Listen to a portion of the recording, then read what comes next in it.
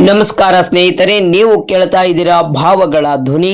ನಾನು ಕಲ್ಯಾಣ ಕರ್ನಾಟಕದ ಅಪ್ಪಟ ಅಭಿಮಾನಿ. ಇತ್ತೀಚಿನ ದಿನಗಳಲ್ಲಿ ಪ್ರಧಾನಿ ನರೇಂದ್ರ ಮೋದಿ ಹೇಳಿದ ಒಂದು ಮಾತು ದೇಶಾದ್ಯಂತ ದೊಡ್ಡ ಚರ್ಚೆಗೆ ಕಾರಣವಾಗಿದೆ.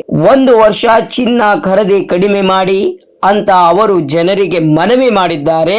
ಈ ಮಾತು ಕೇಳಿದ ತಕ್ಷಣ ಹಲವು ಜನರಿಗೆ ಹಲವಾರು ಪ್ರಶ್ನೆ ಮೂಡಿದೆ. ದೇಶದಲ್ಲಿ ಏನಾದರೂ ಆರ್ಥಿಕ ಸಮಸ್ಯೆ ಇದೆಯಾ?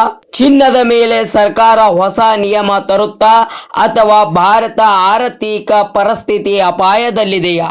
ಯಾಕಂದ್ರೆ ಭಾರತದಲ್ಲಿ ಚಿನ್ನ ಅಂದ್ರೆ ಕೇವಲ ಆಭರಣ ಅಂತೂ ಅಲ್ವೇ ಅಲ್ಲ, ಅದು ಒಂದು ಭಾವನೆ ಆಗಿರಬಹುದು, ಅದು ಒಂದು ಭದ್ರತೆ, ಮದುವೆ, ಹಬ್ಬ, ಉಳಿತಾಯ, ಎಲ್ಲದರಲ್ಲೂ ಚಿನ್ನಕ್ಕೆ ದೊಡ್ಡದಾದ ಸ್ಥಾನ, ತನ್ನದೇ ಆದಂತ ಸ್ಥಾನವಿದೆ. ಹಾಗಿದ್ರೆ ನರೇಂದ್ರ ಮೋದಿ ಯಾಕೆ ಇಂತಹ ಮಾತು ಹೇಳಿದ್ರು? ಇದರ ಹಿಂದಿರುವ ನಿಜವಾದ ಕಾರಣವಾದರೂ ಏನು? ಈ ವಿಡಿಯೋದಲ್ಲಿ ಸಂಪೂರ್ಣವಾಗಿ ನೋಡೋಣ ಬಂಧುಗಳೇ. ಮೊದಲು ಒಂದು ಸತ್ಯ ಗೊತ್ತಿರಲಿ, ಭಾರತ ವಿಶ್ವದಲ್ಲಿಯೇ ಹೆಚ್ಚು ಚಿನ್ನ ಖರೀದಿಸುವ ದೇಶಗಳಲ್ಲಿ ಒಂದಾಗಿದೆ. ಗ್ರಾಮಗಳಲ್ಲಿ, ನಗರಗಳಲ್ಲಿ ಜನರು ಬ್ಯಾಂಕ್ ಮೇಲೆ ಎಷ್ಟು ನಂಬಿಕೆ ಇಡುತ್ತಾರೋ ಅದಕ್ಕಿಂತ ಹೆಚ್ಚು ಚಿನ್ನದ ಮೇಲೆ ನಂಬಿಕೆ ಇಡುತ್ತಾರೆ. ಹೆಚ್ಚಿನ ಮನೆಯಲ್ಲಿ ಏನಾಗುತ್ತದೆ, ಸ್ವಲ್ಪ ಹಣ ಬಂದರೂ ಕೂಡ ಚಿನ್ನ ತೆಗೆದುಕೊಳ್ತಾರೆ. ಯಾಕಂದ್ರೆ ಜನರಿಗೆ ಚಿನ್ನ ಅಂದ್ರೆ ಒಂದು ಸುರಕ್ಷಿತ, ಉಳಿತಾಯ, ಹೂಡಿಕೆ ಅನಿಸುತ್ತದೆ. ಆದರೆ ಇಲ್ಲೊಂದು ಸಮಸ್ಯೆ ಇದೆ.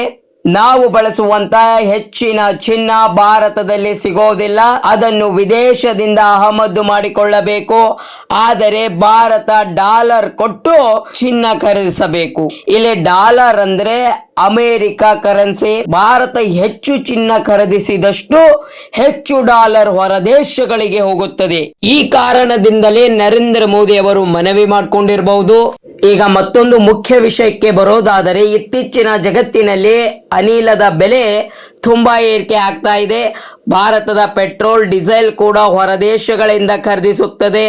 ಆದರೆ 2 ಕಡೆ ಭಾರತ ಡಾಲರ್ ಖರ್ಚು ಮಾಡ್ತಾ ಇದೆ. ಒಂದು ಪೆಟ್ರೋಲಿಗೆ ಆದರೆ 2ನೇದು ಚಿನ್ನಕ್ಕೆ.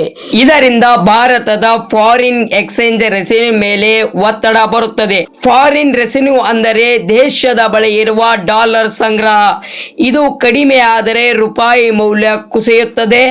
ರೂಪಾಯಿ ಮೌಲ್ಯ ಕಡಿಮೆ ಆದರೆ ಏನಾಗುತ್ತದೆ ಗೊತ್ತಾ? ಪೆಟ್ರೋಲ್ ದುಬಾರಿಯಾಗುತ್ತದೆ, ಮೊಬೈಲ್, ಲ್ಯಾಪ್ಟಾಪ್ ಬೆಲೆ ಹೆಚ್ಚಾಗುತ್ತದೆ, ವಿದೇಶದ ವಸ್ತುಗಳ ಬೆಲೆ ಹೆಚ್ಚಾಗುತ್ತದೆ, ಸಾಮಾನ್ಯ ಜನರ ಜೀವನದ ಖರ್ಚು ಹೆಚ್ಚಾಗುತ್ತದೆ ಬಂಧುಗಳೇ. ಹಾಗಾಗಿ ಸರ್ಕಾರ ಜನರು ಸ್ವಲ್ಪ ಕಾಲ ಚಿನ್ನ ಖರೀದಿ ಕಡಿಮೆ ಮಾಡಿದ್ರೆ ದೇಶಕ್ಕೆ ಒಳ್ಳೆಯದು ಅಂತ ಯೋಚಿಸಿರಬಹುದು. ಬಂಗಾರದಕ್ಕಿಂತ ಬಂಗಾರದ ದೇಶ ಮುಖ್ಯ ಎಂದರೆ ತಪ್ಪಾಗುವುದಿಲ್ಲ ಬಂಧುಗಳೇ.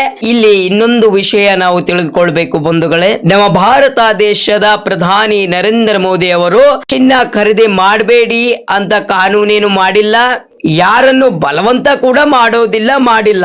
ಅವರು ಕೇವಲ ಒಂದು ಮನವಿ ಮಾಡಿದ್ದಾರೆ. ಯಾಕಂದ್ರೆ ಈಗ ದೇಶದ ಹಣ ದೇಶದಲ್ಲಿಗೆ ಉಳಿಯಬೇಕು ಅನ್ನೋ ಉದ್ದೇಶ ಸರ್ಕಾರದಾಗಿರಬಹುದು. ಹೆಚ್ಚು ಹಣ ಉತ್ಪಾದನೆ, ಉದ್ಯೋಗ, ಬಿಸಿನೆಸ್ ಕಡೆ ಹೋಗಬೇಕು ಅಂತ ಸರ್ಕಾರ ಬಯಸ್ತಿರಬಹುದು.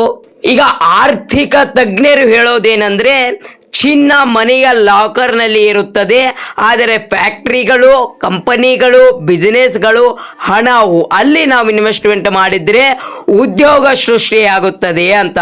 ಅದಕ್ಕೆ ಸರ್ಕಾರ ಜನರು ಸ್ವಲ್ಪ ಹೆಚ್ಚು ಉತ್ಪಾದಕ ಕ್ಷೇತ್ರಗಳಲ್ಲಿ ಹೂಡಿಕೆ ಮಾಡಲಿ ಅಂತ ಹೇಳುತ್ತಿರಬಹುದು.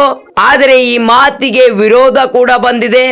ಕೆಲವರು ಹೇಳ್ತಾರೆ, ಜನರು ತಮ್ಮ ಹಣದಿಂದ ಚಿನ್ನ ಖರೀದಿ ಮಾಡಿದ್ರೆ ಸರ್ಕಾರ ಯಾಕೆ ಹೇಳಬೇಕು ಅಂತ. ದೇಶದ ಆರ್ಥಿಕ ಪರಿಸ್ಥಿತಿ ದುರ್ಬಲವಾಗ್ತಿದೆ, ಅದಕ್ಕೆ ಇಂತಹ ಮನವಿ ಮಾಡ್ತಿದ್ದಾರೆ ಅಂತ ಟೀಕೆ ಕೂಡ ಮಾಡ್ತಿದ್ದಾರೆ. ಆದರೆ ಮೋದಿ ಬೆಂಬಲಿಗರು ಹೇಳುವುದಾದರೆ ದೇಶದ ಆರ್ಥಿಕ ಸುರಕ್ಷತೆಗಾಗಿ ಇದು ಅಗತ್ಯ ಅಂತ. ಒಟ್ಟಾರೆ ನೋಡಿದರೆ ಮೋದಿ ಹೇಳಿದ ಮಾತಿನ ಮುಖ್ಯ ಕಾರಣ ದೇಶದ ಡಾಲರ್ ಖರ್ಚು ಕಡಿಮೆ ಮಾಡುವುದು, ರೂಪಾಯಿ ಮೌಲ್ಯ ರಕ್ಷಿಸುವುದು ಮತ್ತು ಆರ್ಥಿಕ ಒತ್ತಡ ಕಡಿಮೆ ಮಾಡುವುದು. ಆದರೆ ಭಾರತದಲ್ಲಿ ಚಿನ್ನದ ಮೇಲೆ ಜನರು ನಂಬಿಕೆ ತುಂಬಾ ಜಾಸ್ತಿ. ಹೀಗಾಗಿ ಜನರು ನಿಜವಾಗಿಯೂ ಚಿನ್ನ ಖರೀದಿ ಕಡಿಮೆ ಮಾಡ್ತಾರಾ ಅಥವಾ ಹಿಂದಿನಂತೆ ಮುಂದುವರಿಸ್ತಾರಾ? ನಿಮ್ಮ ಅಭಿಪ್ರಾಯವೇನು ಕಮೆಂಟ್ನಲ್ಲಿ ತಿಳಿಸಿ.